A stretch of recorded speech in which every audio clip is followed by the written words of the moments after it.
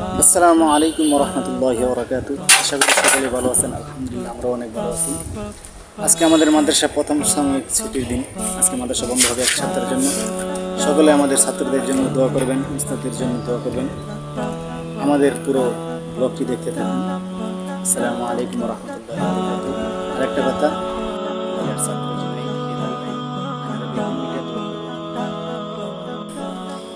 এখন মাদ্রাসা ছুটি হবে, তাই হুজুরদের জন্য ছাত্ররা অপেক্ষা করতেছে কখন হুজুরা একসাথে হবে। এখন এই যে ছুটির রিপোর্ট দিতেছে, এক সপ্তাহের জন্য বাসায় যাবে এবং কি করবে বাসায় সেই রিপোর্ট শেষে আমি আমার কাপড়গুলো ইস্ত্রি করে নিলাম। কাপড়গুলো যেহেতু বাসায় যেমন ইস্ত্রি করে নিচ্ছি। এটি আর ছাত্র সুতরাং এটি লাইনারা দেখুন দোয়া করবেন, এটি যেন বড় আলিম হতে হবে।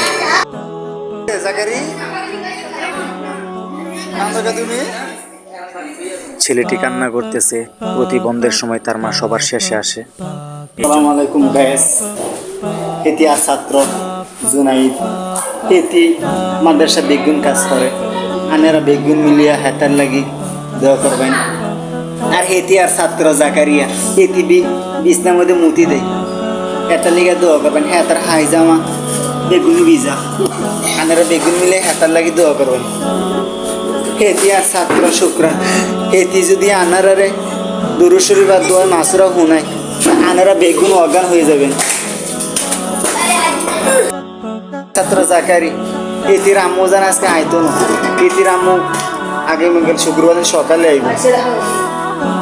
আলাই জানো বাড়িতে নিয়ে জায়গা বাড়িতে না, তোর আমার ভালো সে দই দিবি, টেস্ট করতে হবে। ও সামনে তুই আবার বিজনেস দিবি, ডিমের বিজনেস দিবি না? ডিমের বিজনেস দেশে মনে করো যে পেস্ট টেস্ট কাটতারবি, কোনো সমস্যা নেই, রাইখা দিয়ে আমার চৈতলা না রাইখা দিয়ে আমার গোসল শেষে ছোনো বাড়া রেখে বাড়ির উদ্দেশ্যে রওনা হবো। যেহেতু গাড়িতে জানি ওই জন্য বেশি একটা ভালো কাপড় চোপড় করি নাই, সাধারণভাবে বাড়ির উদ্দেশ্যে রওনা হচ্ছে। আমার ছাত্র আমাকে আগে দিচ্ছে। স্টাফ কোটারা এসে দেখি যে গাড়ির সিট খালি নেই। দাঁড়ায় থাকার পর কতক্ষণ পর একটা সিট পাইলাম। তারপর দেখি বাহিরে বৃষ্টি হইতেছে। বাহিরের ওয়েদারটা অনেক সুন্দর। আবদুল্লাহপুর আইসা বসছি। আবদুল্লাহপুর আইসা দেখি যে অনেক মানুষ, বৃষ্টি পড়তেছে। বৃষ্টির সুযোগে গাড়িওয়ালারা ভাড়াটা বাড়াই দিচ্ছে। তো আমাদের গাড়িতে আমরা উঠে পড়ছি, শিমুলি বাংলা গাড়ি, আমাদের হালুয়াঘাটের বিখ্যাত গাড়ি। তো যাওয়া যাক, আমাদের বাড়ির উদ্দেশ্যে রওনা হয়েছি। সকলেই দোয়া করবেন।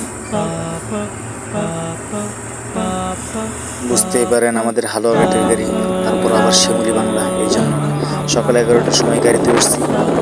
এখন সন্ধ্যা 7টা বাজে, তারপর গাড়িতে আছি। গাড়ির মধ্যে নিতে আছে, থামাথামি নেই। এই তো আমাদের ফুলপুর এসে বসছি। ফুলপুর আমরা ওখানে এসে পড়লাম।